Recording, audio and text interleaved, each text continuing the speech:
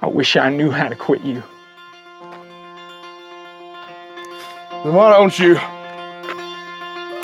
This is Codependent Content, a podcast where my partner and I discuss the TV shows, movies, and video games in which we've formed an unhealthy relationship. My name is Mattias, and my co-host is Shannon Riley. Join us each week as we try to make sense of the media we continually give our hearts against our better judgment, and commiserate with us as we struggle and fail to let go of the characters, stories, and worlds that we are entangled with.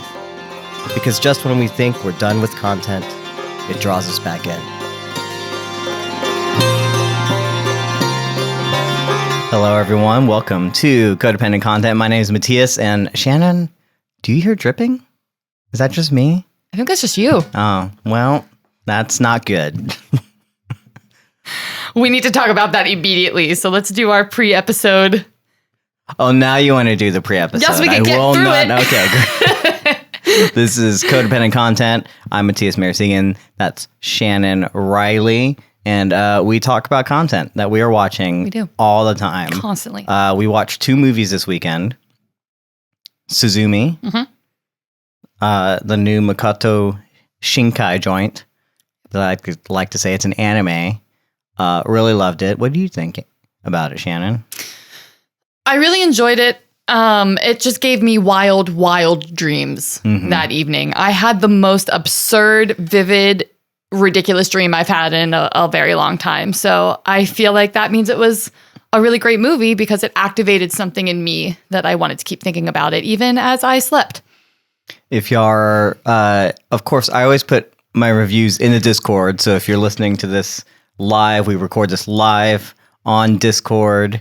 You can find the links in bios or in the descriptions or wherever you're finding this podcast. And, I put my reviews on there. And so I've already said a lot about Suzumi. But if you're not aware of Suzumi or Makoto Shinkai, he's my favorite. Thanks, Shannon. He's my favorite anime director. If you've heard of Your Name or Weathering with You, his last 2 films. One of them is the biggest Japanese film of all time. I don't think even anime in terms of box office.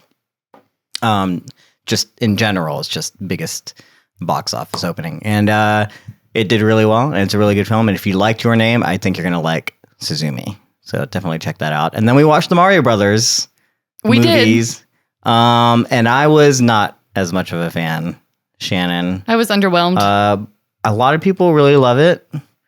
Seems like my sibling really loved it. Oh, cool. A lot of co-workers that I used to work with really loved it. People, I shouldn't say, I hear that people like it, maybe not love it. It's definitely a film made for kids. Yeah. What I'm most interested in, there's like a lot of film emulation going on in the film. Mm-hmm.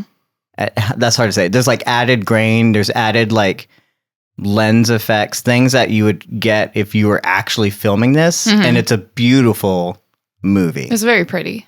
It's just boring. You don't get that from like YouTube trailers because the grain compresses and stuff like that. And it's really hard to see. Mm-hmm.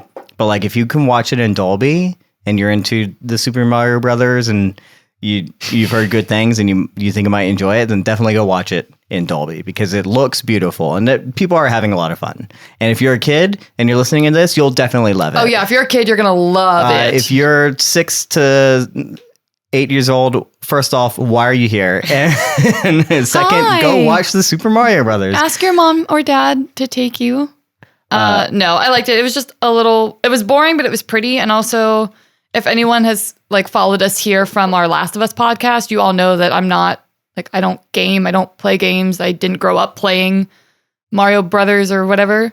So I feel like I also didn't get the fun of it being nostalgic and being able to point and be like, oh, the characters. I was just kind of like, yeah, I saw a kid's movie.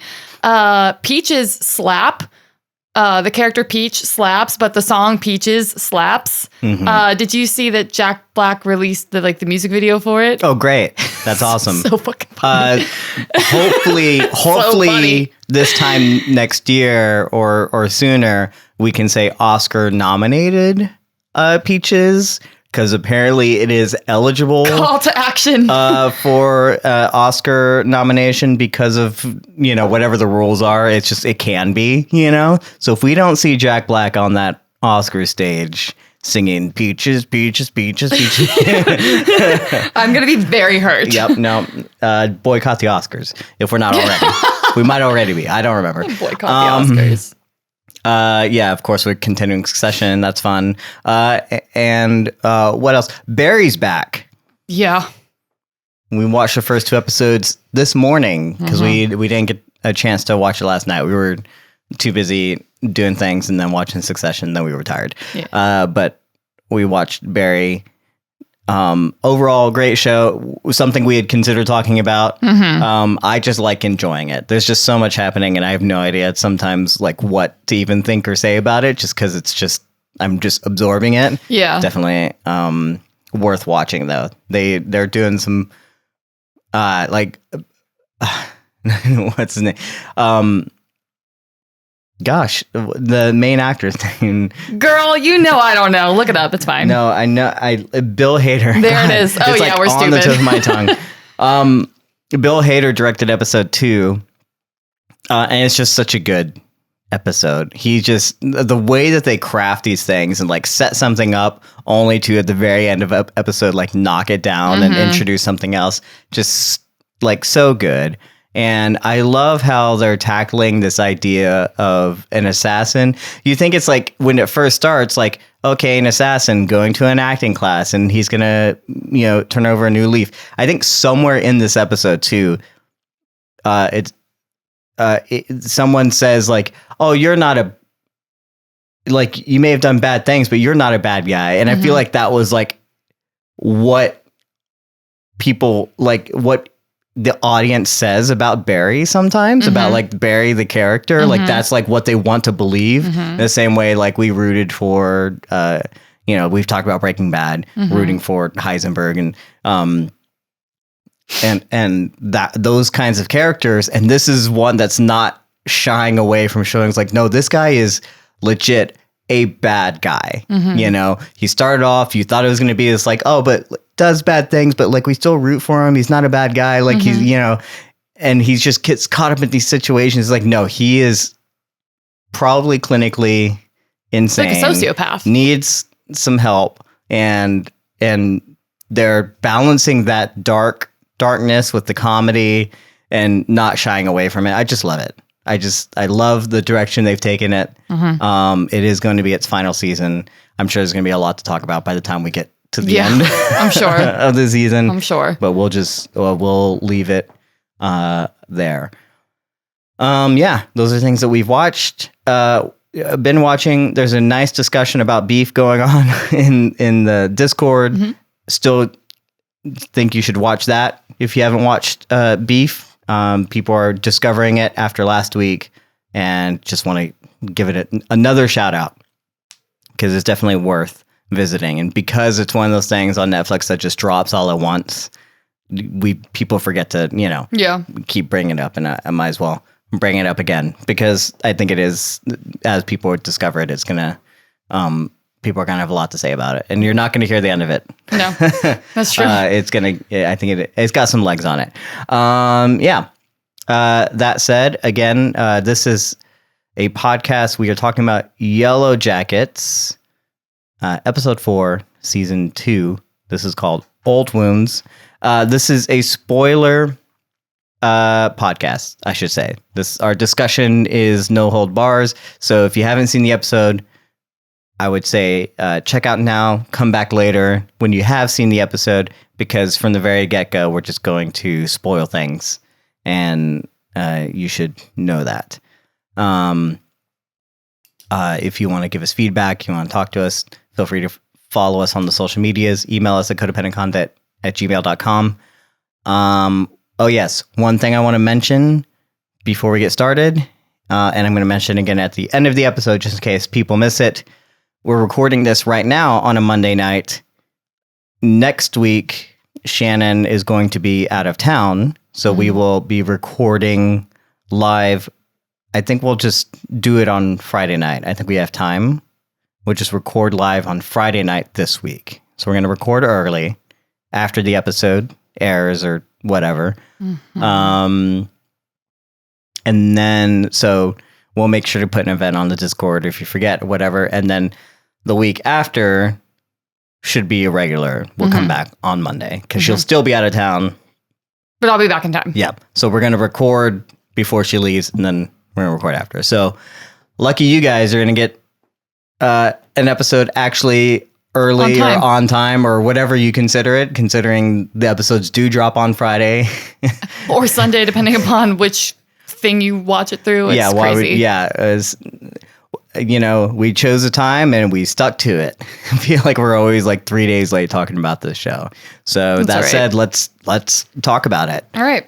Shannon, we watched it twice. We watched it again today, Old Wounds, and you want to talk about dripping. I do.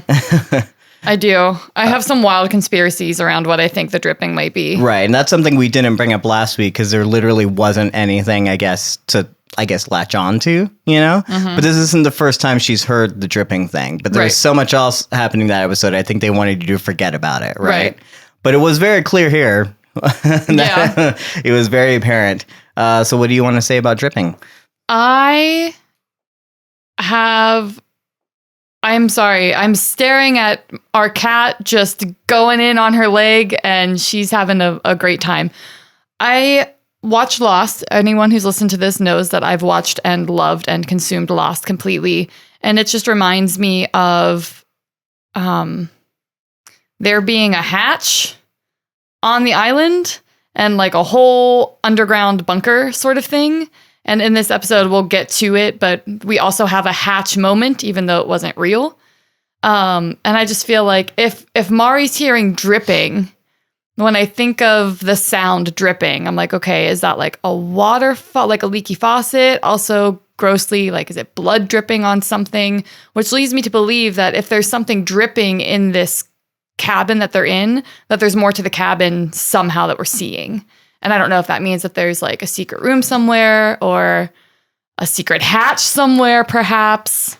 But my headcanon is that there's a room or a basement or something that they haven't been able to locate, and that's gonna start to come into play.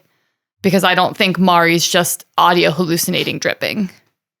Well, that's the thing is there's so many ways that we could take this without any clear evidence of what's connected, what's not connected, right? But what we do know from this episode is that multiple things are, I guess, happening that characters are noticing that may or may not be connected, right? And so we have Shauna noticing someone took extra bear meat. And no one's fessing up to it. We had a previous episode where someone shit in a bucket. No one fessed up to it, right? We have now twice, but Van this time is the one that discovers that there's snow melting around a tree and can't explain it. And then the dripping, right? And so may or may not be connected. So but those are things that you could possibly like have a theory for and connecting. In terms of just Mari, like hearing dripping is like, we have the thoughts of like, is she really hearing it, or is she, is it all in her head, because no one else seems to be able to hear this thing, right? Is her hearing just really fucking good, And I don't recall if her season had anyone like dealing with certain things in their head besides just Lottie with the visions and Taisha with her kind of dream sleepwalking kind of stuff. So again, without any evidence, like what is going on with her? Is she going cabin fever crazy? Is she... is the woods also trying to tell her something, or is this something that she is actually picking up on that's really going on, right? We had talked about it in between episodes, how I was like, is this related to Javi? Are all these things connected? And the dripping is coming from somewhere in the house, but it's related to all the other things happening, and we originally thought, was Javi the one that, maybe shit in the bucket. got in the bucket? Or when this episode started, I was like, was he the one that took the meat? We were thinking that Javi had something to do with it. And of course, Javi does come back. He reveals himself. Right. And so we're wondering, is that there's a drip, but the dripping doesn't necessarily get resolved. So we don't know yet what's going to get resolved and what's not going to get resolved, and if he was related to it. So it's hard to say. We can't really speculate so much on it. Well, we can speculate a lot, but we don't have that's any the thing. Is like we can evidence. speculate on everything, and then next week they're just gonna show us maybe about hopefully something will come to fruition. And she's still hearing dripping. That's a problem, right? I guess the question is we can't assume that we've seen this hatch thing happen multiple times. Most of it's been in a vision, and there's some heat coming from the ground that's clearly melting snow. Right. Is there as you think, like a bunker or something? Like something down happening. There? Yeah. Because, since we've just opened the Javi hatch, I don't have a lot to say about him except that. Well, he doesn't have a lot to say either. That's true. He doesn't say a goddamn word. Yeah. I have more to say than Javi, but less maybe than some other characters. But number one, I really don't believe there's a way for him to survive alone. And he is adamantly running away. So I'm like, who is Javi running from, if anyone? And who else? I'm never gonna stop thinking about Lost. But in Lost, there's a big moment where you always find the other. You put characters into this insane situation, and not only do they have to deal with us, you then have to deal with them as a source of conflict. So we see it in a lot of media where we are our primary source of conflict, and then boom, you introduce another external point of conflict. And I can definitely see somehow being introduced to. I think I think that's a good and bad thing that you can't stop thinking about Lost. Mostly, I think it's a failing a little bit on the show in that they don't establish the rules. They don't establish what that. In Lost, it's very clear, okay, it's something supernatural. You catch glimpse of it, you see it, and then the more things happen, you're like, okay, this is not the real world, in a sense, right? Obviously, you don't know what it is and why the mysteries are happening, but you kind of get a sense of what can happen here and the crazy thing. What the potential is. Whereas here, we're just still on the edge of is this a real thing or is this not, or whatever? Chat thinks that this is a hot spring. Maybe underneath is maybe it isn't a whole bunker situation. Maybe that's the thing is it could be anything because it's just whatever, and we go to what is familiar to us, and of course, Lost being the biggest similarity to this kind of show. The thing is it's not Lost. It's not from the same creators. It's not the same writing. They wouldn't just be rewriting Lost, no, of course so not. we can't say that this happened in Lost, so that can probably happen here. They're not connected. No, but whatsoever. It could happen. I think it's just the fact that if you're not going to give us anything to latch onto and to give us the rules of what these things could be, or give us a direction to go in our heads, then we're going to go somewhere else. Even there are more someone on a journey of faith being drawn to a hatch is very John Locke and the bunker versus Lottie and continuously envisioning that hatch. Two opposing characters on a faith and reason-based journey. That's Lottie and Nat. Nat is so adamant that things can be explained and reasoned, and we hunt and we plan, and that's Jack in Lost. And then John Locke is Lottie, who's the island, the woods, they give us if we give back. And I actually have a point to make about that a little later when we talk to Nat, but it's so easy to fall into how could this be something more than just all of these girls having a psychotic break because they're going through trauma. But that's also what makes it fun, is because on Lost, I never really thought that anyone was having trauma-induced panic attacks and visions. I knew something was just weird about the world I was in, whereas at least with Yellowjackets, it's everything we've seen so far kind of can in some way be realistically, like our chat just said, hot springs, can be realistically explained. So I think that makes it fun and hard, because if this all comes out and it's oh, it's just all these girls having panic attacks because they're on this in the wilderness and they just experience trauma, I'd be like, yeah, that makes sense. Like, yeah, totally.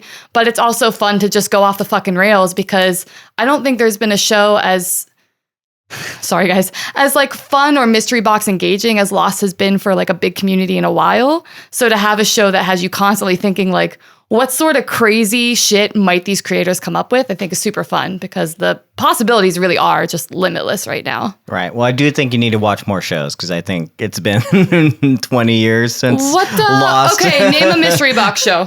Leftovers. Oh, that's so good. Absolutely. Okay, wait, I take that back. Leftovers also very good. That's just off the top of my head. But the Leftovers doesn't deal with like, oh yeah, it does. That last season gets a little crazy. I would argue that the Leftovers is very much like how the individual like emotional internal world, but I guess you're right. So the Leftovers. So that's Lost in the Leftovers, which I also compare to each other. Everything on like network television has tried to be how many things have tried to capture the feeling of Lost, right? I don't know because none of them have. How many shows actually have we had? Someone do this for me. Someone figured out. No, that we've had where like something happens with a plane or whatever, right? There's like a show called The Manifest. There was another show called the 400, like 400 something. Not the 100. That was a different show. That was also, I guess, could be considered like a mystery box show. But that was like a post-apocalyptic kind of like. I know what you're talking about. Like had something to do with a plane. There's. But none of those shows are fucking successful. But they were all mystery shows. It was like something happened and it was a mystery, and then they were going on, and there was more mysteries. People have been doing mystery box shows for a while. Not well. I don't think. Just haven't seen that many shows. I'm going to start a Lost podcast. Get in the comments if you guys want a Lost podcast. Mattias has never watched Lost, and I feel like you would be such a fun person to watch it with because he's so, number one, critical, and also you are just always pumping the brakes of like, we really don't have evidence to think that or support that. So I think it would be so fun to throw you into a show where the entire season you're like, what the fuck is going on? And then, the finale is what it is. But I just want to say that like we can't keep. I get that you love Lost. We get it. But this is Yellowjackets, so let's talk about the Yellowjackets. Yellowjackets obsessive person. Well, let's start. And yes, that's not to say I'm not enjoying Yellowjackets, but I would argue that I'm enjoying it more because I like Lost. Moving on. Do you want to just start with Taisha because she kind of bookends our episode and I have next to nothing to say about her? I feel like the thing that bothers me about this show sometimes is that there's always a character that they literally get basically what is an equivalent of one entire scene just drawn out for the entire episode. Yeah. And that's Taisha. Yeah. So yeah, what happens with her? Besides the young one, which I guess is one that does reveal the Javi thing, but like really what is going on? We start the episode with her, and then it ends up not doing anything in terms of this episode. Right. But so she steals Jessica's car, breaks into her house, gets the file, and then drives that car until it's on empty. She doesn't steal Jessica's car. She took her assistant's car. Okay, I'm sorry. So she stole her assistant's car to go to Jessica's house to find the file. And then to drive all the way west. Did you get a chance to see where that was? No. It seemed like near the Great Lakes or something. Maybe. She's going west, as one does. We're going west. Just like Fievel before her, she went west. Shut up. And someone's going to get on to you. Fievel. Not Fievel. Fievel. Anyway. So yeah, we finally meet Van, and then it cuts to black. Woo. So I mean, that's basically it. I mean, do you anything to say about a pen that transforms and takes the clothes off of women? If anybody wants to send me one, my address will be in the Discord. How much do you want for this? I will pay you to send. No, I won't. I'm going to be honest. I will not pay you to send me a nudie pen, but if anybody has it in their heart, I'm an October birthday. I am a Libra with a Scorpio moon, and I would love a nudie pen just as a... It's a gift. Great. I'm going to have to set up a P.O. box just for nudie pens. Well, listen, Mattias has apparently never seen a nudie pen before. Isn't that right? No, I've never seen one of those. That's so cute. I don't think I've seen a pen that does anything of the sort. like that. I have I one- recall. Maybe I have one from Niagara Falls that has the falls on it, and it's the little Maid of the Mist ship. And when you rock it back and forth, it goes past the falls. Look, they really they had a whole insert shot for that whole thing. So what do you think? That pen coming back, or is that what's the mystery of the pen, Shannon? Maybe. I wonder. I'm just kidding. No. I was totally joking. No, because now I'm here. See how easy it is to get me activated on like possible bullshit Just conspiracy like theory? Lost. What was the Whoa. No. Well, what if the reason Taisha wants it is because of something that happened to her in her past. And I have no idea what that is because I didn't think about it at all. But now I'm going to think about it and I'll let you guys know if I have a better idea later. Great.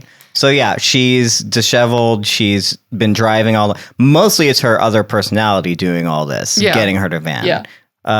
And she gets to Van. I love that Van though is running a video shop, keeping that video alive called While You Were Streaming, while we're watching this on a streaming network. Just great. Just amazing juxtaposition there. Love old video shops. Clearly also giving the best of the 90s and 2000s or where when she was alive, because all the videos in the back of her, like Mean Girls and Wayne's World and I can't remember all of them, like but Varsity Blue or something. Varsity on there. Blues, yeah. like all the best movies. I love it. I love thought the look they of were it. all kind of like they're like teen centric, also, right? Like high school teen centric movies. I mean, it could be not all of them. I don't think for specific. I don't know. I didn't really. I didn't look at the list. It was I'm sorry. just like to give us a time frame of like what what this video store is like really into, that retro style. Yeah. I miss. There's a few good video stores in Austin. iHeart Video, rest in peace. I believe they're rebuilding called We Love Video. In some way, or some people have decided to rebuild a store and call it. I don't know why the other one went out of business. They could have just rebuilt it. I don't know. Keep video alive. That's great. I love it. So good for Van. Though I will say those scars are looking a lot worse than they were when she was a. So, our chat literally just said, "Did you catch all the movie references at Van's rental place?" So our references there for every single character journey. If you can get that into the chat, we'll talk about it because I was sure. I just don't want to do the research. Like it was very clearly, there was a lot of things going on with what was on that screen, and that's definitely for the Reddit users out there. I was like, for I don't want to. what are they called? To do it. Internet detectives. Yes, the internet. The citizen detectives. detectives of the Bureau, something like that. Okay, so get Agent African Gray on that. Yeah. Anything you want to say about Taisha anymore? Besides, I don't have anything to say about her. I mean, her now. I do think that like her fighting with Van is a little bit like, come on, like we get it. She doesn't believe in the stuff, and like Van does. And I will say that we were talking a little bit about it. There is a little bit of a juxtaposition how the divisions are happening with our teenage counterparts, but in this episode, the connections are being made in terms of the different teams, right? So for our adults, they are like everyone's finding something that they can latch onto. Shauna with her family, Misty with Walter, Nat with Lisa. There's all these connections being made, whereas the younger counterparts are kind of dividing. There's animosity there. So I don't know if there's anything else to be said besides that, but right. I do love that it seems that everyone's finding some sort of connection. They're being honest, and the coming together of Taisha and Van at the end kind of brings that whole kind of theme kind of together. We're finally getting people to start believing in one another. I suppose. Who do you want to move on to next? I have the next least about Shauna. So I guess maybe Shauna. You're cool with that? Sure. The next least.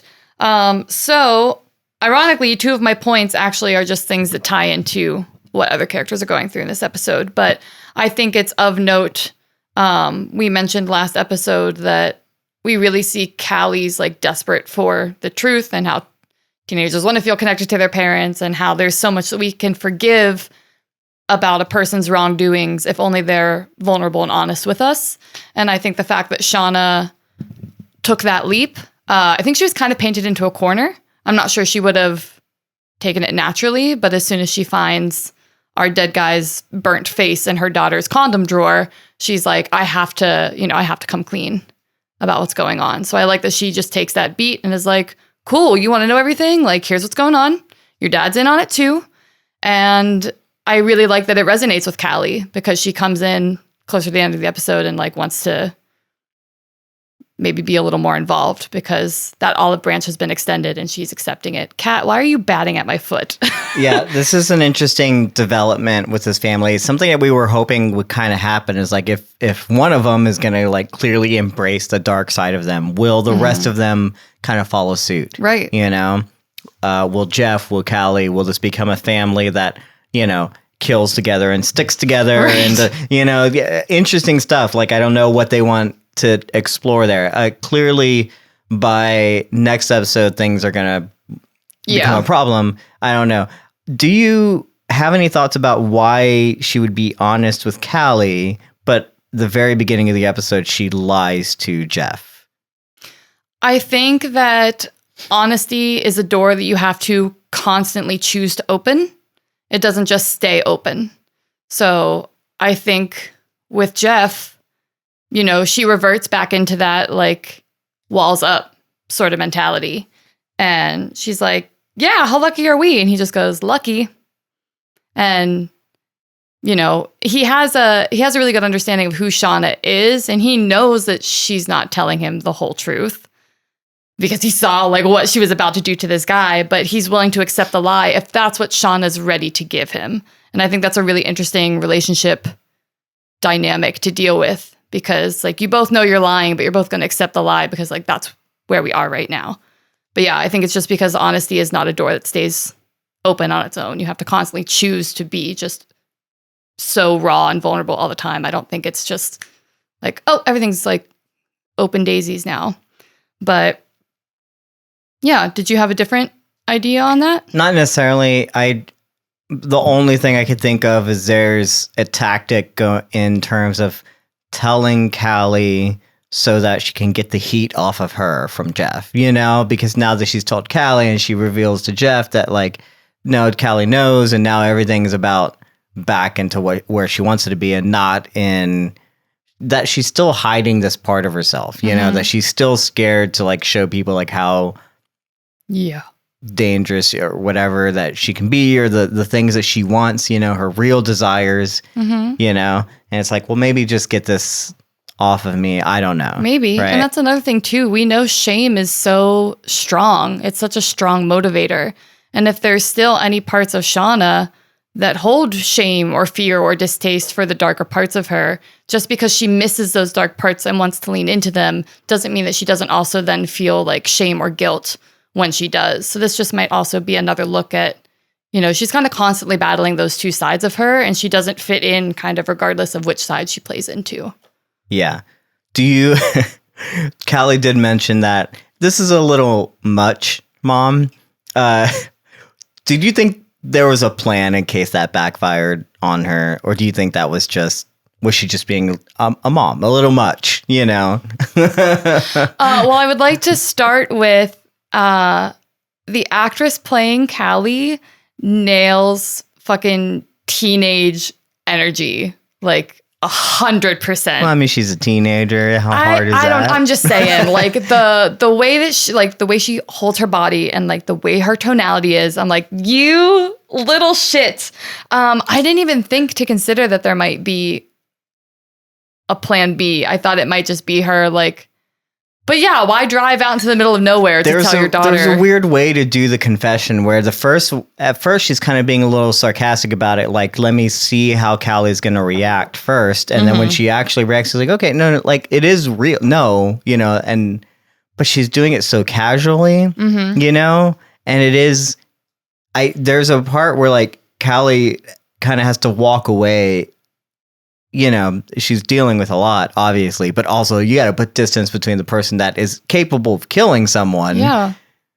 But she also accepts it super quickly. I'm fine with, again, this family Breaking Bad together, that's fine. You know, I kind of want that. It is a little sus that she accepts it quickly, but also we accepted it. We're not, you know, as I saying, there's so much. So that's what I'm wondering if it's not Shauna that had the right on my notes. All right. If it's not Shauna that has the ulterior motive, if it's Callie, that she's just trying to like gain trust from her mother to do, I don't know what. But like I said in the last podcast we did, even though Shauna tells her the truth, I never expected Callie to come skipping in and become this like perfect daughter that no longer had issues with her mother. I don't believe that this one thing has just changed their relationship dynamic. So it would be interesting to see if Callie is, even if she doesn't follow up on it, but like if she thinks Callie now has an angle because she has this information. Yeah, I don't know. There's no telling, right? We don't know until we know, I guess. It's just some interesting things. Sometimes they do it in order to just move the plot forward. They just make it casual and like a character accepts something just because they don't have time to like argue about it. We need to keep the plot moving. And sometimes it's because the character's plotting something and they accept it, or it's because the writer said something. They really are that accepting of it. Right. You know, that's all she wanted the whole time, is that she wanted that honesty, and now she got it, and you know, and now that's what she suspected. Now she's like, well, I got what I wanted, and this is the mom that I wanted. You know, now she's just being. Now they're gonna do some crazy things. I don't know what this family's up to, but clearly Shauna hasn't taught her the same knife skills, because she's cutting those cucumbers very poorly, very dangerously, I should say. Speaking of, you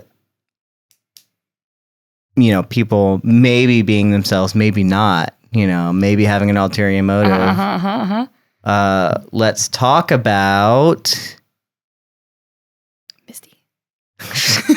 It's Misty. Why did I whisper it? I don't know. I was going to think of something else to just throw you off. Oh, no. And I was like, no. Let's go back to Taisha. No. So let's talk about Misty. The first thing that I thought was so cute is how hurt she was when she thought Walter just had an angle to get to know her because she was a Yellowjacket. Mm-hmm. Girl had tears in her eyes in this car after like a day of knowing this man.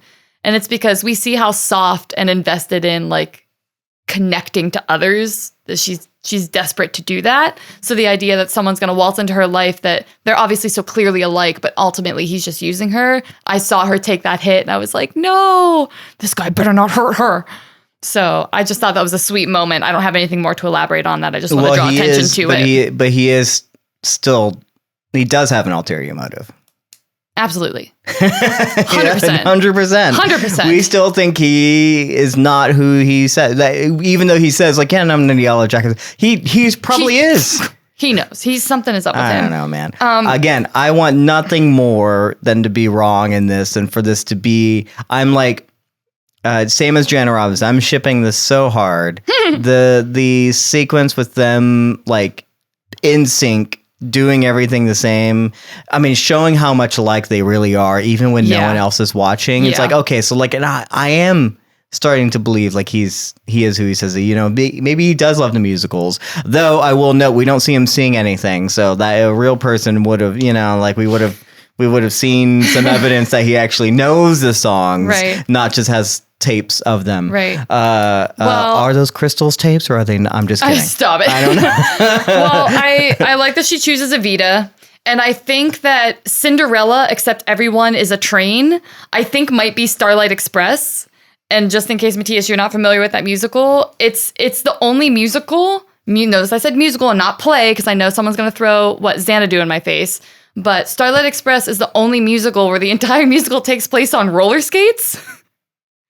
So I think it might be Starlight Express. If anybody has other opinions, I was like racking my brain trying to figure out what fucking musical is there that is about trains. I swear I saw a TikTok of a guy on roller skates doing a musical on stage recently. Yeah. And it seemed like the whole stage was made up, and I don't know what the heck it was. But it was recent. Incredible. Yeah. So just continuing on our Walter bandwagon. Sure. A note that I have is I hate, because there's only so many times you can convince yourself that something is coincidence.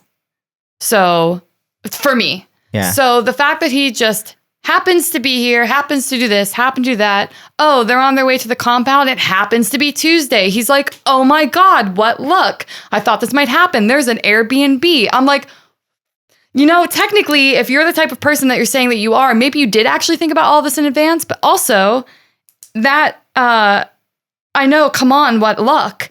The fact that also ties to Shauna and her husband earlier in the episode, where she's like, how lucky are we? And he says, lucky. Like, they're acknowledging that lie. They're not lucky. Shauna went out and threatened to kill a man and got their van back. So that same phrasing made me think again that when we see Walter in these episodes, he keeps pulling from like dual-sided moments from other characters. He'll use like the same phrase that other characters are using. Like last episode, it was, we're all hiding something. And we visited that theme throughout the episode. And now this is probably not as heavy or pertinent, but just that luck thing was a moment where they're lying to each other. And this is, I think, him lying. It's not luck. He knew.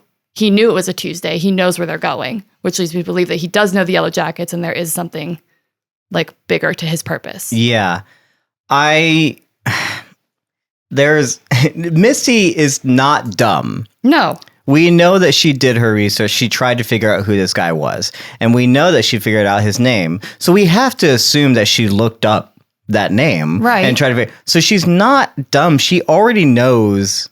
What's really weird is like, I don't know what part of it is like Misty or what part of it is the writers or what part of it is like just actual, like, just supposed to be like authentic thing. She asks, like, what is your deal? Why do you not have a job? He's like, I'm a multimillionaire. Like, you remember that lawsuit? I could show you the video. We don't see that video, Shannon. No, we do not. He has a cover story ready to go, and we do not see that video. But like, if it was such a very big thing, just like she's a Yellowjacket, and there was video evidence of it, and when she looks up this person's name, what do you think is going to pop up? Right. I honestly don't know.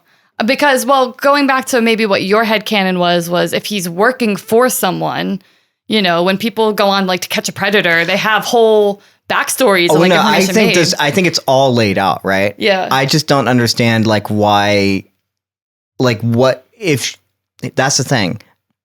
As much as I think that he's playing her, she is probably just as likely playing back. Because she should already know some of these things if she did her research. Right. If she's not a stupid girl, and if she did like look into, if she has his name, then she at least knows these little bit of things, right? So her asking those questions is more of her like poking at him to see if he can understand his cover story, right? She doesn't need to see the video. She's already seen it, right? Right. And if that video is planted or not, we don't fucking know, right?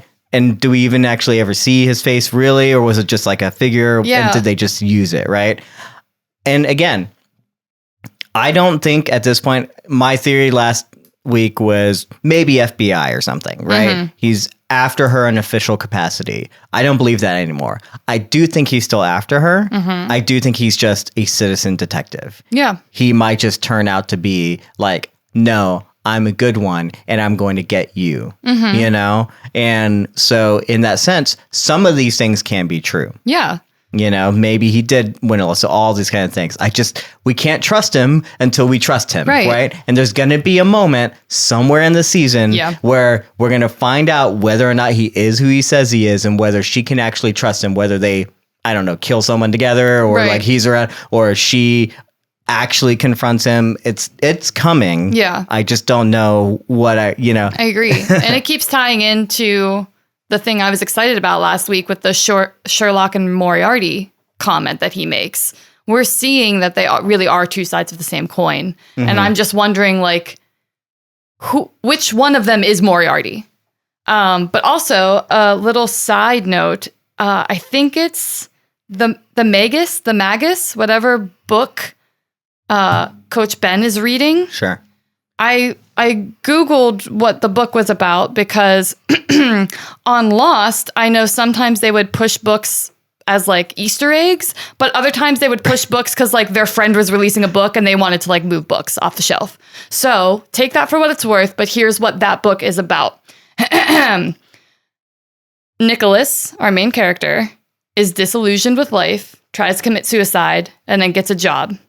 He goes to a Greek island and meets a millionaire who ends up putting him through a series of like psychological games almost. Like everyone in his reality is playing a part, and the end goal is to see if you can experience humiliation and trauma and still be like kind and forgiving and still build human relationships. It comes out that this millionaire is obviously not who he says he is. He's actually a doctor, and he's masquerading as a doctor who actually died years and years ago. So it's a facade on top of a facade that this person's journey throughout the book is just peeling back these layers of what his reality is presenting as, which I think is really interesting because the first thing I thought about obviously was Misty and Walter, but now I'm thinking that it might even envelop possibly like what the Yellowjackets are going through in the woods. Not saying it's a social experiment, but if that book is a nod to anything that's happening, that would add a darker layer of like,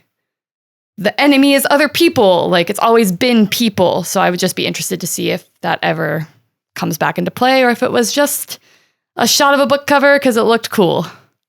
But I mean, if there are themes within, you bring up Lost, but Lost is not the only one to put like a book or put Easter eggs. Meanwhile, our chat is like breaking down all the other Easter eggs from the like list of movies in the background and what they could mean in terms of our character arcs and stuff. Like, yes, when you put something written anymore in any time in a show nowadays, someone is going to look at it, someone's going to freeze frame, and they're going to figure out what does that mean. Right. So you got to know what you're putting in there.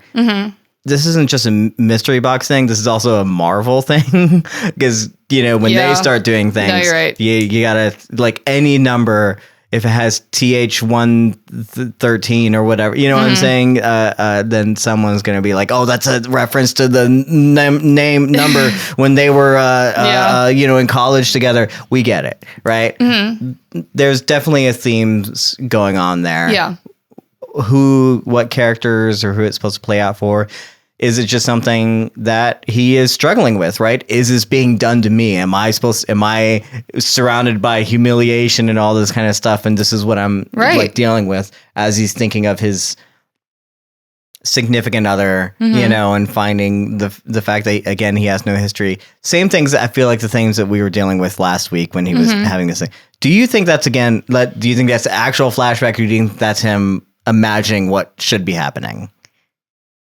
Oh, I thought it might be an actual flashback. That's the thing is like we went to flashbacks and then there was one scene where it was like, this is what he wished would have happened. Yeah. And so I don't know if we're still in flashback or if we're in his like, now he's in dream world trying to like think of like, I'm living with this guy now and I'm finding his things, you know, and, you know, he has a history. I don't have a history. He's still struggling with the fact that he never came out. It's like, we get it.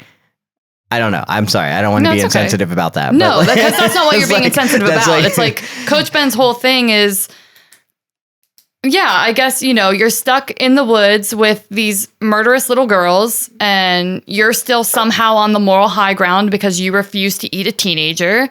And now you're just looking at all your life choices and how you ended up here. And I think it's totally understandable that he would go back to the last time that he felt most anchored, which was probably with his partner. Yeah. Well, props to him for standing up to Mari. I know we don't have Mari's going to eat him. Mari's not one of our named characters, but maybe we should start having a section for her because to me, I know everyone is hating on Callie right now, but like Mari is the most annoying one to me. She is I like Mari. She is just like aggressive and like confrontational for absolutely no reason, in my opinion. Just being, well, I mean, I guess, again, cabin fever. Yeah. She's hearing dripping. So I guess, you know, some things drive you crazy. Yep. But yeah, good on him for standing up to Mari and being like, what are you going to do? You going to eat me? Call him out. Go ahead. You know what? This is the first time I had any respect for him, but I still didn't think he was going to do shit. No, because he's not. He needs to wrangle. Okay.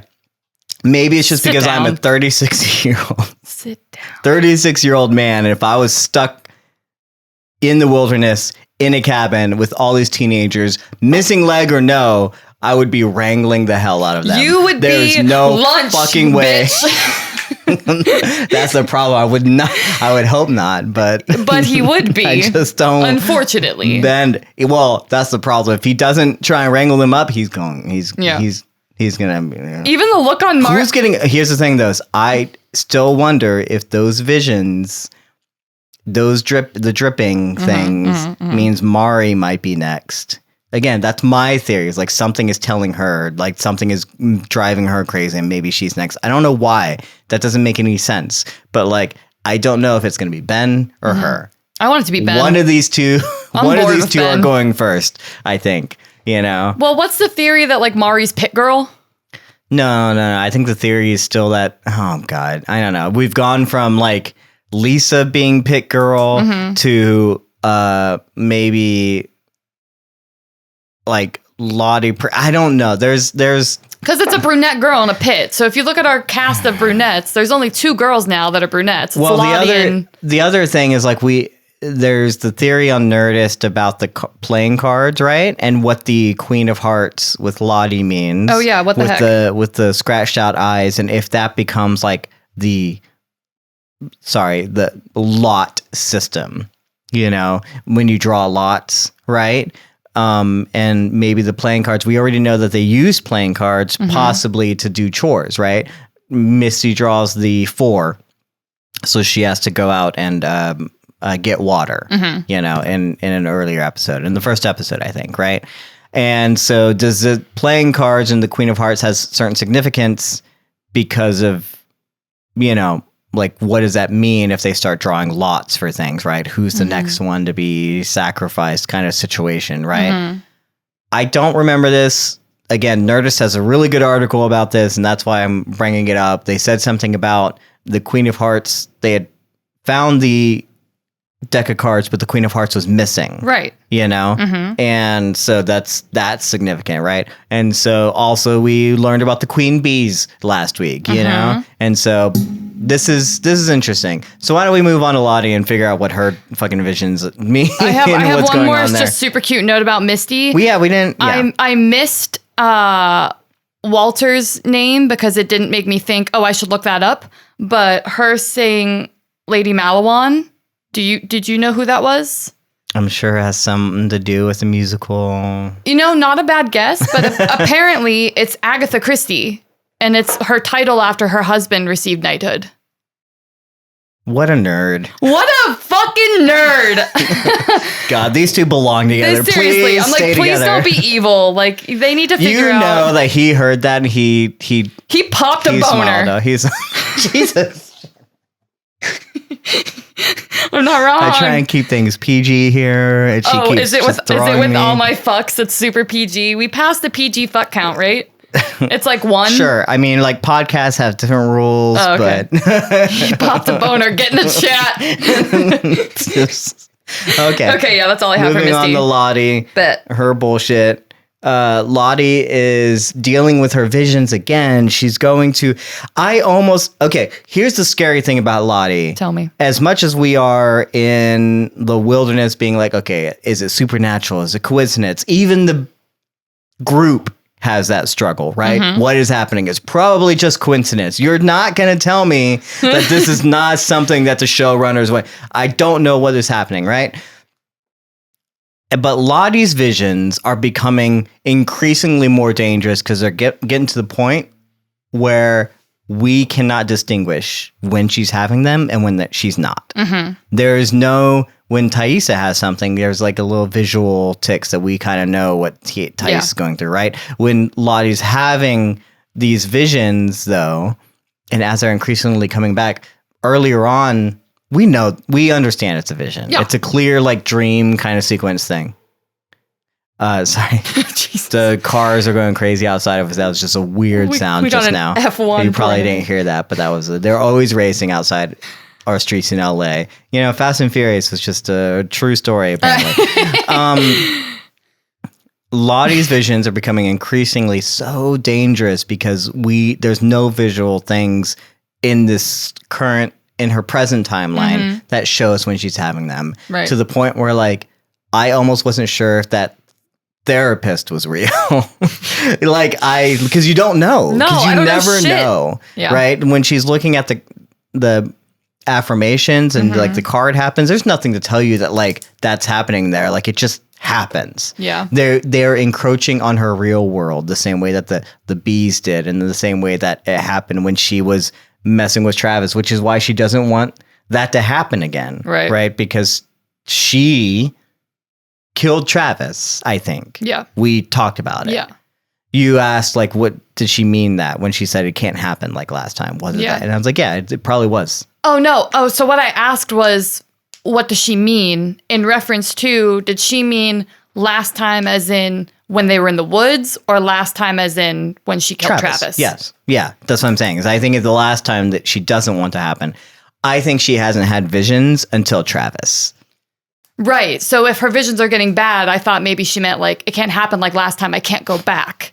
But yeah, that's why I asked you. Honestly, I think both are relevant guesses, because she either is aware that the Travis thing is she can't go back to that, or all the weird shit that's happening to her in the fucking woods. Like she doesn't want to go back to that like terror either.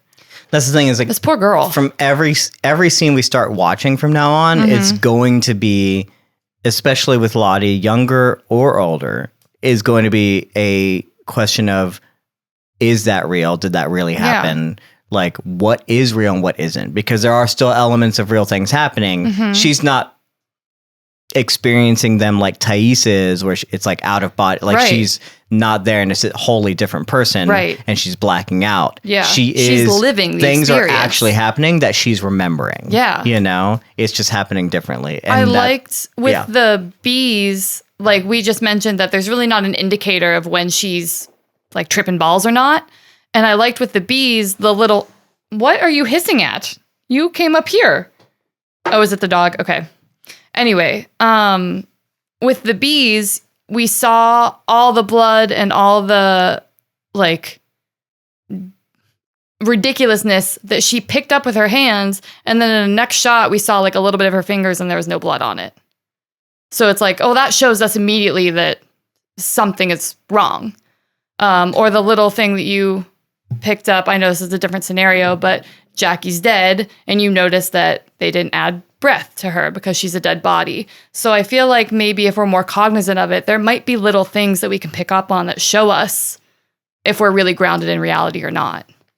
But you just have to know like where and when to look for them. And I feel you're right. Lottie is now, I feel like everyone on the show is such an unreliable narrator because they all have secrets, but Lottie is now an even more chaotic version of that, because with these visions that are so grounded in her day-to-day reality, that takes us for a ride too, where we don't know what we can trust. Because every time we're with Lottie, we're like, you tripping, or is this happening? Am I taking this for like what you're saying it is? So I think that's really hard, but maybe we can start being mindful of the added breath air or the added blood. Yeah, again, I don't know. We're just, it's just something to take notice of, like, we can never truly trust like what's happening. Right. You know, and like where like even she can't seem to trust, you know, what's happening. And it's going to be dangerous for her. It's going to be dangerous for us. It's going to be dangerous for others. And also it kind of gives the like writers a cop out, which is annoying to me because they can always be like, well, that didn't really happen. You know what I'm saying? So just something to pay attention to is like, we are never going to fully, and then anything that happens or does happen with Lottie, people like to take her at her word. And like, we don't know like what is actually right, like what these things are going to mean, or if they're actually going to come true, anything like that. Right. Do you want to talk about Laura Lee comes back? We have a little vision of her in a shopping mall. Very 90s, I guess. Yeah. And we have that little nod to the fact that like Lottie shoplifts. And I also think this shines a light on the fact that Lottie really was traumatized by Laura Lee's untimely departure, because she sees the plane, she sees the little bear, she has this hatch. Laura Lee's the one that like pushes her almost back into her body. And I think that was a traumatic experience because Lottie and her were bonding in the first season, and then she was taken away. Yeah, and she's still traumatizing her 25 years later. Right. You know? Right. Yes. So it's still a thing. Still going strong. Laura Lee, I think, is just the image that whatever this wilderness is has taken on. Much like, I was going to make a Lost reference. I won't. Oh my God. So that has to be it. I mean, because otherwise they wouldn't be following her like all these years, like whatever. The mystery is still going on for them for some reason, right? We're never going to learn the essence of what's ever happening on the wilderness. I think they're going to have to get back there. Like you said, we're going to have to... We have to go back. We have to get all the group there by the 5th season or whatever, however many seasons they want to do the show. Better not be that fucking long. Respectfully. They need to figure out something, and then things need to change about how they're telling the story because it's so frustrating sometimes. But yeah, I think it's unfortunately like whatever she's dealing with, it's still happening, and we're not going to get the answers to a lot of these questions until the end, right? But I do think it has something to do with that Laura Lee is the wilderness and is talking to her in some capacity. That said, you put a deep cut in your hand, girl. That was she went for it. She lost a lot of blood. So again, coincidence? Probably. She's dealing with some things, and it just came out in these visions because she lost a lot of blood. Exactly. 100%. And she was hypothermic, apparently. Yeah. But I guess the next little point I would like to make happens a little later when she cuts her hand for the second time in the episode, but this time as an adult. And I like that she asks, "Can this just be enough, please?"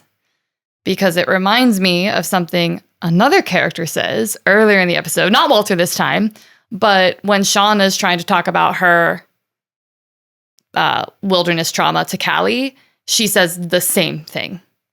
Like, maybe eventually I'll be able to share with you, but for now, can this just be enough, please? She says the same thing. And I guess didn't think much further than that. It's just something that I really caught because I'm noticing we spend a lot of times, like something we say early in the episode comes back around in a different character's story.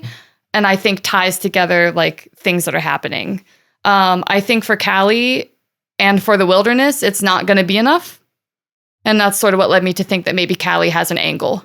Sure. But just an interesting thing that, two characters said the exact same thing. Well, what's really weird about that moment is like, I do know people want to get onto us about like, yeah, it's in upstate New York and it's not in the wilderness. I get it. Like the compound or the cult or the camp is definitely close to civilization. It's not far out there. It's not in the wilderness. It's not the same place. Like, we get it. But what makes this stump so significant, right? What makes it like, why is she doing this here, in this place, right? Like, did she bring this over? Was this a shrine that she erected here first before building out the rest of the compound, And then I don't know like how old this thing is. I don't know where it's coming from. I don't know why this is significant. Has this been encroaching from the wilderness before? Like, did they in the 90s, did they let something out? And now it's wanting more, I don't know. So there's clearly a connection here in this compound to the wilderness or to something. I don't know exactly what that is, but like whether or not, I know it's not the wilderness, but you might as well call it like the same because I just had a wild hair spring out of me. You should shave that and get that taken care of. I'm going to pluck it so it doesn't come back. But I'm going to need everyone listening to just put your seatbelt on. This is going to sound insane. I'm going to say it because it just made my heart rate increase. What if in the wilderness, they sacrifice Shauna's baby and that placates the wilderness maybe for 25 years. That's the And now that's a 25 number. years later, because Lottie says she hasn't had a vision in decades. I'm assuming the last time she had visions was probably like around the time of the wilderness, maybe a little bit post. But now, why is she having visions again? Why now? What if Pit Girl is Lisa because they have to sacrifice Nat's daughter as a way to placate like the wilderness now? I told you it was crazy. Yeah, I mean, again, we don't. The thing with that first scene, the thing with Pit Girl is always going to come back to the fact that we did see Misty. That's the only character we saw. Fuck. Okay. And it was young Misty. Damn. As far as I recall, right? That doesn't mean that it can't be like fudged later or it was like a representation of like their younger selves, you know, whatever it was. Like that. This is what sucks about like putting this thing here. They better have a plan for this because there's definitely, if you're going to put this at the beginning of the show, it's always going to be harken back to overhanging like the rest of the series, which is why everyone's always wondering like who is the Antler Queen? When is this going to come to fruition? This is the thing that you wanted us to latch on to, very first thing, right? Whatever it was that they were doing was apparently doing something for them or for the wilderness, and like like what is it? I just want to know what this like connection is and like why it's here. Why is it in New York and what's going on? Like, what does the show want to be about? Like, I don't know. All right. With that gentle segue, we can talk about Nat now. Great. With young Nat, I have a couple comments on her. My first passing comment is that she does have a really aggressive reaction like against Lottie generally. And I just wonder why that is, because at first read, I thought like it was the whole Travis thing, but I don't think it's just Travis. Like this isn't just about a boy. There's something fundamentally about the two of them. And is it because like Lottie is more of the faith path and she is more of the reason path that they don't mix? Because like Taisha doesn't agree with Lottie, but she's not out here like challenging her to fucking piss offs. You know what I mean? Nat is the one that's always like ready to try to call Lottie out on her shit. And I just wonder where that aggression comes from in her, that she like feels the need to attack that sort of presence, because we see Lottie like cowering by the window looking super uncomfortable. It's not like she asked for the position, asked for the power, asked for people to like believe in her or follow her. She's just kind of doing things that make sense to her. And I just wonder why Nat is always so aggressively just against anything Lottie. Do you have any opinions on that? I mean, like, I think that when Lottie has gone through some traumatic things in her life, and she's already kind of started to deal with her own kind of demons. And whenever you do that, there's a lot of things that people try to explain or I guess diagnose. You know, when they're going through something for the first time and they're trying to like find multiple reasons for these kind of things, like spiritually and or whatever, you know what I'm saying? And when someone has gone through something and they're like, no, it's just this. There's no other explanation for it, you know? When someone tells you that like, oh, you might have this thing, you're like, oh, I didn't know that it existed. Right. I thought I was just fucking crazy. You know what I'm saying? Like there's this idea that's like, it's like you're searching for things that like don't exist. That's not real. Like you're making things up. What is real is the fact that like there's food out there and I need to like go get it. And you're making it about like the tea because I'm not doing this thing. That's not like when the more, I guess, this is not a statement I want to say, but I'm going to say it because I don't know any other way to say it. I guess the more trauma that we deal with in life, the more grounded we become. Yeah, it's pretty fucked up. And I don't know if that's a true statement. I just feel like that's what I'm reading from it.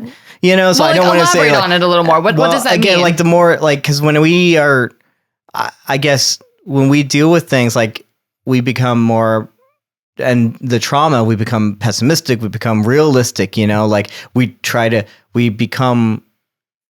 when we become victims, we try to understand what that means, and we don't want to make it about something else. We don't want to make it about like, no, this was, because people always want to say platitudes like, oh, this was meant to happen. Or like, this was, there's a reason for everything. It's like, no, this is just what happened. You know what I'm saying? Like, we become so centered on like what the facts are and what is real and not what the platitudes are. Like, you are going to be okay or all this kind of stuff, because we have to be. Yeah. Because we have to make sense of these things. I'm sure there's more to say about that, but I think that's just who Nat is as a person. It's not really, we see that they are connected at the end. They have this connection that they deal with.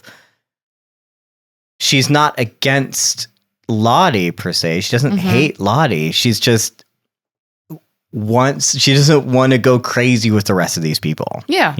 That makes sense. So I think now completely stepping away from that like beautifully grounded statement, here's my hypothesis. I like that we see Nat encounter this moose in the last episode, fire at it, miss. She finds it again, and she loses it again. And I love that, not because I like to watch Nat fail, but because if we're having fun with this show as more of a mystery box, like something bigger is at play and not just, of course, 6 girls in the snow, we're not about to pull this fucking moose out of ice water. You need some leverage, just so you know. You need you need a pulley system and like. I would have tied the rope around a different part. It's fine. Okay, fine. It's almost like Nat is so resistant to whatever magic the wilderness has to offer, and therefore the wilderness is against her. Like, she goes out and hunts, can't find game for months. She lies in the last episode that Javi's dead. Javi comes back. She finds this moose that can feed them for months. The moose sinks into the ice water. And it's all Nat-centric, and she is the most adamant about being against like whatever Lottie's trying to tap into the mysticism of the wilderness. And I think it would be interesting to see if there ever is a point where she comes around into more of the ritualistic whatever Lottie's doing, if she starts to see more success. Like, if she would drink the blood tea, would she actually find game? And then what does that mean for our narrators? And is there still something interesting going on? But just something I noticed, that the wilderness is not being great to her. Yeah, I don't know. There's, again, I don't know if, again, I want to believe that's the wilderness or if it's just all coincidence. I love speculating and being wrong. I don't know what the point of like giving that moose, putting it in the water and like having it get away from her again, like showed, I'm not I don't know, but never mind.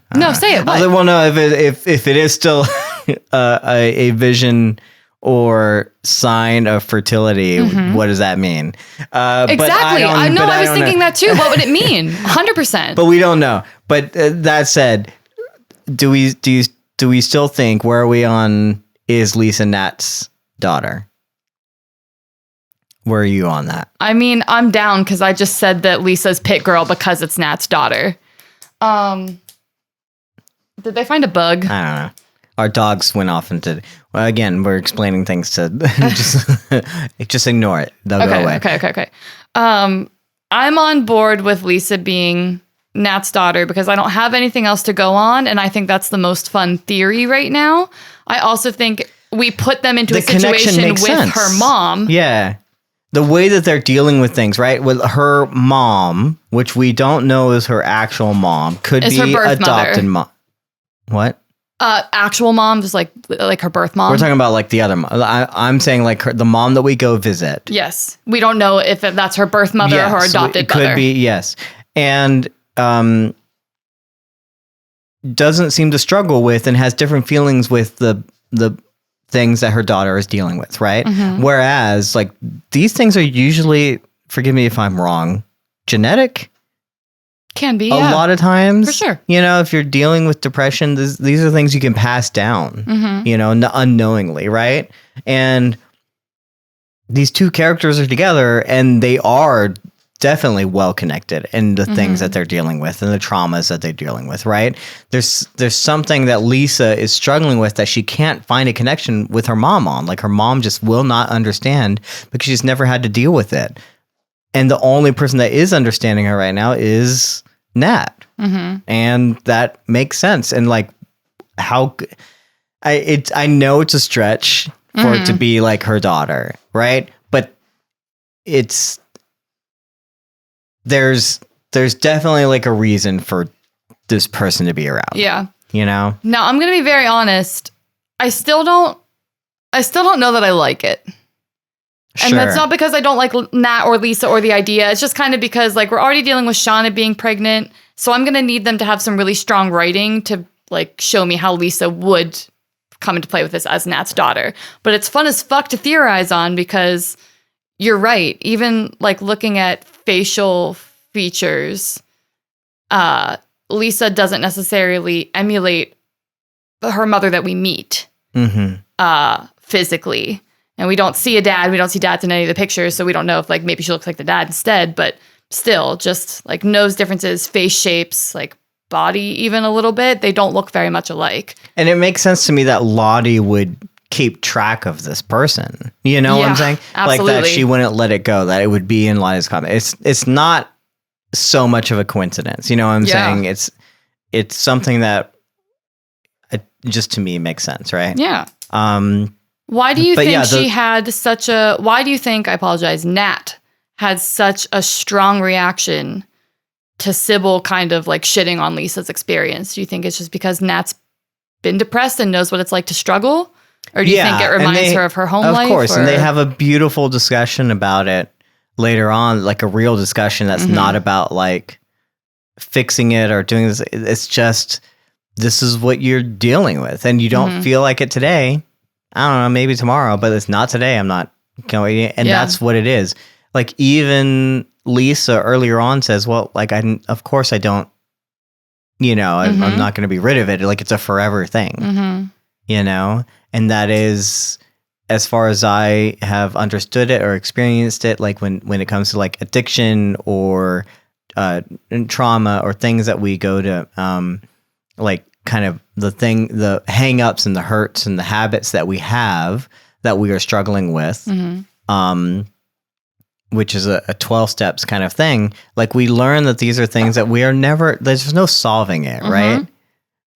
This is a weird thought, but I remember like having like arguments with people who hated The Last Jedi because Luke Skywalker, like, well, he already defeated the dark side. You know what I'm saying? Like he got over it. He became like who he was like in like 30 years ago. He was fine. You know, like he leveled up, you know? Right. And people for some reason still have that thing with like depression or suicidal thoughts. Like, well, no, like you beat it. You did it. You beat it. You leveled up. You don't no longer have to deal with that. Like that enemy is no longer hard for you, right? It's like, no, that sticks around forever. You know, this struggle, this idea. And, you know, I'm sorry, Luke Skywalker still struggles with it. Right. You know, he struggled with it and he failed. Yeah. And he exiled himself. You know, and I know it's a weird nerdy thing to bring up right now, but that is the stuff. I love that she voiced that. And this is a forever thing. We don't. Yeah. And, you know, and that Nat could add on to that. Like it's not today and maybe not tomorrow, but it's, you know, it's going to keep coming back. But like that connection and that ability to like say like, when we are happy and when we're not, and to admit to it, you know, to be able to keep moving forward. Yeah. Yeah. Beautifully said. And as far as death is considered, I am incredibly nervous for that goldfish that Nat had in her mouth. I don't think you do that. That goldfish is dead. That goldfish is dead. It has water poisoning or like whatever the fuck fish get from being in the wrong type of water. That fish is It's traumatized. Nat has traumatized something else. What's the significance of the 14th gilly? Because I did not catch that one. That's the 14th fish she's had. So that's gilly. So you have so she's killed a lot of fishes. I mean, fish don't live long. The only reason I think that is because I had a friend that their family had Sams. So like Sam 1 was a golden retriever. They're on Sam 3 right now. That to me is super fucked up because like I would never have a Madigan 2 ever in my life. That seems really weird to me, but like maybe for a goldfish, kind of funny. So like the 14th gilly that's the 14th fish that they've named gilly and now they have. Could be something deeper, but I feel like it's probably just that. That was a reference to like a book or something. I mean, fuck, maybe it is. I don't know, but chat is great, and they brought up the fact that Walter is a pseudonym for Michael Crichton. So I don't know. So again, wait, I don't understand that reference. Michael Crichton being an author, and then he used a pseudonym and the Walter name. So okay. So cute. again, is he who he says he is? Probably not. Oh, and that's why he popped the boner when she did the same thing. Oh my gosh. Pew, pew, pew, pew, pew. I've had wine today. All right. So I think that wraps up Nat for me then too. I don't have anything else to say about Nat. No clue about the 14th gilly. Chat has failed us. Chat, do you like my idea of the 14th gilly? No, that makes sense. Validate me. Except it's a goldfish, not a gillyfish. I don't know if that's a real thing. Are there gillyfish? I'm sorry, I'm thinking of goalie. What the heck is the chat? No. Oh my god. Oh, my brain. It's late. And I did not have surgery. Some other people. Average goldfish can live like 20 years. Yeah, but what about like domesticated goldfish? Those motherfuckers do not live 20 years. That's bullshit. You liar. I've never heard that. I need proof. They can't even remember what they had for breakfast. How long do goldfish live? He's looking it up on Google. Oh my god, goldfish have a lifespan of 10 to 15 years, with some varieties living up to 30 years provided with proper care. Unfortunately, many goldfish do not reach their lifespan potential due to inadequate housing conditions. Chat. Okay, well, let's not antagonize the few people that have I love you guys, but get your... No, just kidding. I do love you guys. All right. Well, she'll hear about this later, I'm sure. Y'all can talk to her later when we do the Q&A. So, looking forward to next episode, unless you have anything to... Well, we do, I think, let's figure out. So I'm trying to remember. I feel like there's something I already missed. have all the checks. Yeah. So we covered all the characters. No, you took some notes. Mattias has stopped taking notes, and it's because I think he's less invested in this show than The Last of Us. And you want to know why? It's because it's a mystery box show, and you can't sit here and actually like have answers. No, because as soon as I say something, TikTok's going to be like, nah. Okay, well, TikTok. You didn't say the magic word. I love you, but fuck you. And that makes it not as fun when people are like, oh, you have a conspiracy that's maybe wrong? Yeah, let me be wrong 22 times. That's the fun of like watching a show like this. I'm not watching this for the deep, deep writing or the deep character analysis like I was for The Last of Us. You're watching this show because you don't know what the fuck is going on. And I like episode by episode trying to like figure out what the possibilities are. Mm-hmm. It's so agitating. Okay, so the only thing I want to ask is, do you think... What's going on with Javi? I think he was snatched, and I think we're gonna meet. You think he was snatched? For anyone that's not watching this live, I wish watch this on YouTube so you can see his face. He just clutched his pearls. His imaginary pearls. Yes, I think he ran off. He doesn't want to be here. These girls are fucking crazy. Bro, why is he catatonic? He doesn't know they're crazy. God. He doesn't even know they ate someone. Is 2 months long enough for you to be like to go into wilderness wild feral mode? Has he become feral? I think he was snatched. Sure. And we're going to, perhaps not soon, but we're going to meet another antagonist. No, that can't be true, because if that's true, okay, then what are these girls dealing with 25 years later? It's not No, I can't. That's fine. I can't get behind that. I That's don't like mind. that's such a weird because like if that's true, then like everything we're seeing is like a. So you think Javi? So okay, he's not snatched. You think I think he's feral. on his own choice? Yeah. He got lost in the woods and had to turn feral? I think he stumbled upon either these hot springs or this bunker or whatever it is, and he's been living in kind of seclusion and kind of by himself. He has his own kind of cabin fever, but he can't fend for himself, so he's had to keep going back and like stealing food and doing whatever. And Why did like he that. leave his brother then to just live by himself? Dude, like these girls were crazy. They were going crazy the last time. I think he thought his brother was gone or something. Like I don't think he understood. He's the youngest out of all of them. He's not even their age. Like he was just along for the ride. Like I think he is. Oh, I didn't remember that big of an age discrepancy. Yeah. Well, he's just the younger brother. He's just the like they're both the sons of the coach who died. Right. And like I don't think he's even maybe if anything he's like a freshman or something. Yeah. But like he's 15. he's probably like middle school age when that first happened. You know, if anything, middle school to early freshman, you know, like he's not, everyone else is senior juniors, you know what I'm saying? This is upperclassmen. That's the thing is whatever I say is going to be disproved next episode because something's going to happen. That's the thing about doing these shows when we're like trying to like figure it out as we go through. I don't think there's anything I can give here. Right. But your headcanon is that he's crazy. That it's the choice. He's made gone the feral. choice. He made a choice to leave. To leave. He found a place to stay, and he's gone crazy. And I think that he was possibly snatched because I don't think he could have survived for 2 months by himself, even if he was coming back to shit in our buckets and steal our food piece by piece. Listen, last time they were around like this, they were going almost feral themselves. You know, they were basically about to rape Travis. Yeah. Sorry, trigger warning. Didn't mean, and he was scared out of his mind because these girls were, like literally going feral themselves, and what does he do? And he doesn't know how to fend for himself. He doesn't know what to do. He somehow stumbles upon something. He is scared shitless of these girls. As soon as he sees them, he like runs off. He doesn't share this information with them.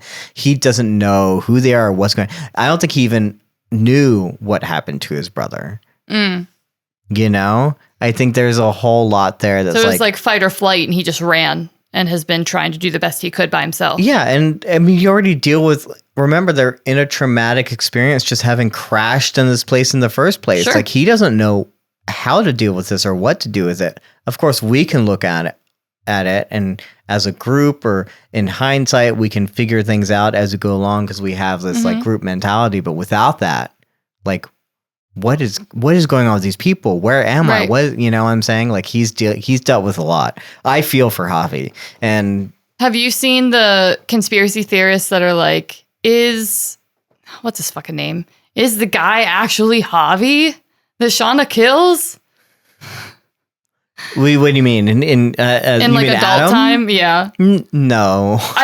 I'm not saying that I agree with it. I'm just saying that I was like, that doesn't make any sense to me, but it has to be acknowledged because it's been on our TikToks. This is the problem with the Mystery Box show. And with them doing this is that like any theory can be any theory. You know what I'm saying? Like we can come up with so many theories for anything. It's like as soon as you introduce a character, it's like, how are they connected to this person? It's like we can't just think Walter is a guy. You know what I'm saying? Yeah. We can't think that Lisa is not related to any of these characters. It's kind of annoying to me. It's one of those things where like I was like, can we just enjoy a show, like make it clear like what these connections are and what we're supposed to be getting from this so that I can enjoy the show. So I don't know, you know? Yeah. So hopefully we get more answers as we move forward because I'm tired of theorizing. I fear that I will just be delivered more questions, and I love theorizing, so that's why we started a podcast. Send your theories, send your nudie pens, and anything else you have to Codependent Content at gmail.com. You can post them up in the Discord. Yeah. Vulgarian order. You can find it on my website. Links are in the description. everywhere else. You can also follow us on social media. Yeah.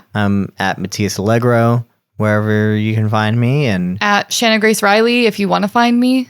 And we post these on TikTok. You can who's the Antler Queen? You can figure out. You can answer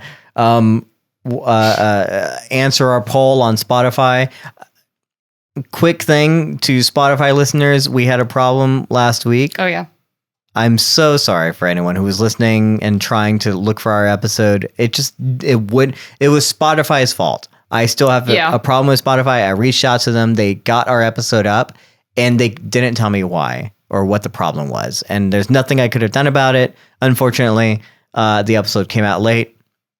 If you're listening on Spotify, not that I'm not a fan of Spotify, but I also don't use Spotify. So, by the way, maybe go look at our podcast elsewhere, because it's always going to be up on YouTube and that never fails, and it's always going to be up everywhere else. I listen to Spotify. Yeah. Spotify is fine, but YouTube is super fun, because if you haven't been engaging with the video element of our podcast, I would encourage you, because there are some fun body language, quiet moments that happen behind the screen that you don't get to enjoy unless you're actually watching us. So if you like the video element, that is available on Spotify, but also just hit us up on YouTube so you can see all the cats and the dogs that run around in our videos, and you can see me perk up every time I want to just start spouting some bullshit.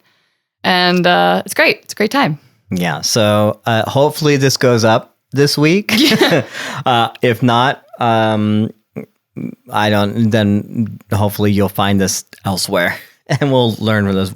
I'm trying to figure out what it is that Spotify needs so that this doesn't happen. And I don't think it's my fault. I think it was Spotify's, unfortunately. Anyway, find us wherever, do all that kind of stuff, and email us, do whatever. And again, we will see you this week on Friday night. We're going to be recording early because Shannon's going out of town. We will not be able to record on Mondays like normally. We're going to try and do it on Friday night. If you so you'll hopefully get the next episode a little early in your feed. Anyway, Shannon, will you join me next week on watching Yellowjackets episode 5? Yeah. On Friday? Yeah, okay. Or Thursday night, or whenever we watch it comes out. Yep, sure. Of course. Great. Well, I'll see you then. Okay, see you.